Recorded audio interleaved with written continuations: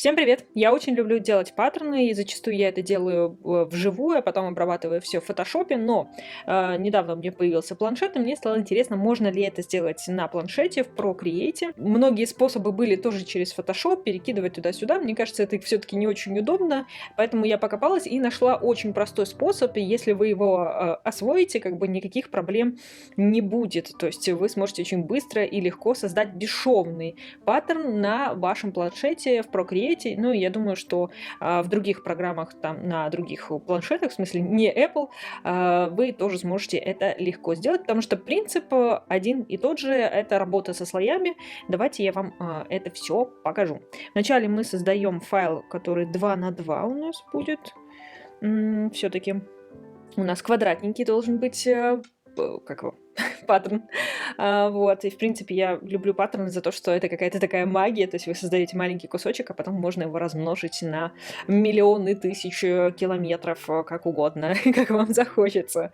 Так вот, для удобства, во-первых, я возьму какой-нибудь цвет, такой не черный, и хочу взять, чтобы не рисовать сейчас для вас долго, какой-нибудь штампик.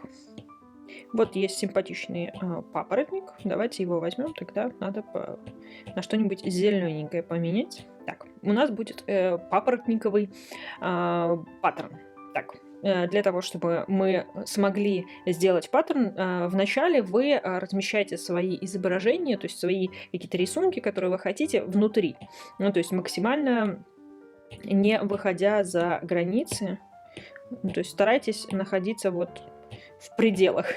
Вот так примерно это получается. Далее, смотрите теперь в чем весь вопрос, собственно говоря. Теперь мы переходим в слои. Вот у нас есть отдельный слой, на котором у нас расположен наш рисунок. Если у вас несколько слоев, то лучше их объединить в один. Либо создать группу, если вы хотите дальше с ними работать, дальше их разбирать. Теперь что мы делаем? Мы добавляем еще один слой. Как раз здесь нам понадобится черный. И вот, мы на новом слое находимся, мы его заполняем.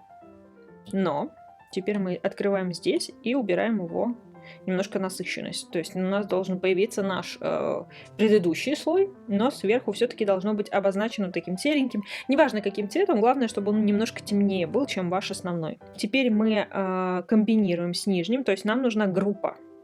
То есть чтобы эти два слоя были раздельны, но они были в группе. Что мы делаем дальше? Мы берем и дублируем. То есть у нас вот две группы с вашим рисунком, с темным фоном. Далее что мы делаем? Вот у нас есть одна эта группа. После чего мы нажимаем сюда. Но смотрите, у вас должна быть привязка магнит и привязка. Для того, чтобы облегчить нашу жизнь сейчас. Так, еще раз мы заходим. И теперь мы просто двигаем наше изображение. И вот, видите, мы на половинку. То есть, когда у вас все ваши линии сошлись, мы останавливаемся. Это ровно половина. Отключаем. Переходим на следующую группу. То же самое. И точно так же их перемещаем. Видите, оранжевые направляющие, они у нас нам подсказывают, где у нас проблема. Как раз таки у нас здесь есть небольшая проблемка. Мы возвращаемся в эту группу. Ну, как бы это нормально. Для этого нам и нужен этот фон, для того, чтобы мы увидели, стыкуются наши слои или нет. Теперь что мы делаем? Мы удаляем вот это все. Вот это все мы удаляем. И вот эти два слоя просто объединяем. Теперь, как видите, у нас есть место для того, чтобы продолжить наши изыски с нашим папоротником. И я немножечко сейчас добавлю. Главное, следите за тем, чтобы ваш рисунок не выходил за границу. То есть, чтобы он не выходил вот сюда. Иначе вы не сможете состыковать это все дело. Ну, примерно так.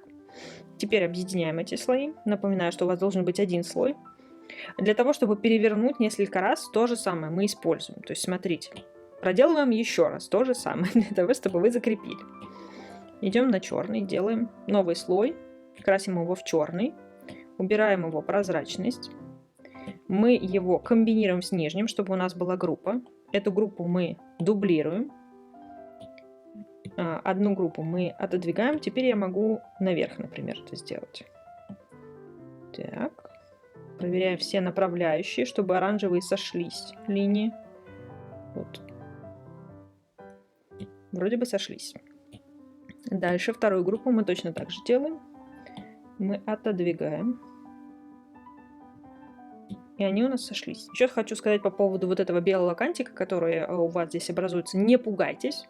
Он, ну, как бы не считывается затем. То есть при... Да что ж такое? При готовом изделии он не виден. То есть потом я обычно еще проверяю в фотошопе это все дело. То есть, ну, стыкую все эти паттерны, все нормально. Этого белого кантика нет. Что я сейчас хочу сделать? Я хочу еще раз перевернуть. То есть, видите, мы здесь...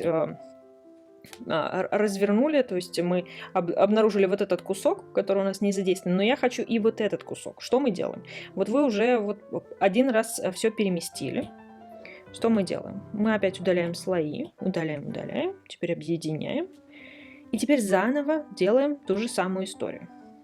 То же самое, мы делаем фончик, мы его убираем, все, абсолютно то же самое. Вот эту мы группу удалим, эту мы дублируем и перемещаем. Вот здесь мы уже в бок. То есть тогда мы вверх съезжали, теперь мы съезжаем в бок.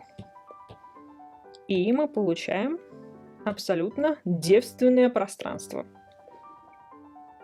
Удаляем все наши слои темненькие, объединяемся. Это мы удаляем, все. И мы имеем вот это пространство. То есть весь наш рисунок ушел за контур. И мы можем здесь уже продолжать, как мы вообще хотим, то и воротим. Так, нет, вот как раз я залезла за фон, что невозможно. Иначе, повторюсь, вы просто не состыкуетесь с этим делом.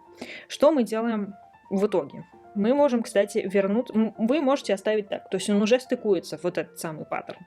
Но вы можете вернуть его как бы в исходное состояние.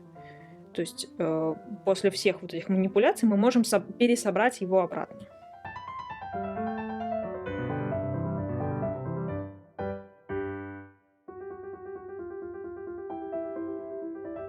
И вот, собственно говоря, с чего мы начали. То есть вот наш изначальный рисунок, вот то, что мы добавили, это все как бы практически то, чего мы начали. Мне кажется, мы все-таки с вот этих ярких начали.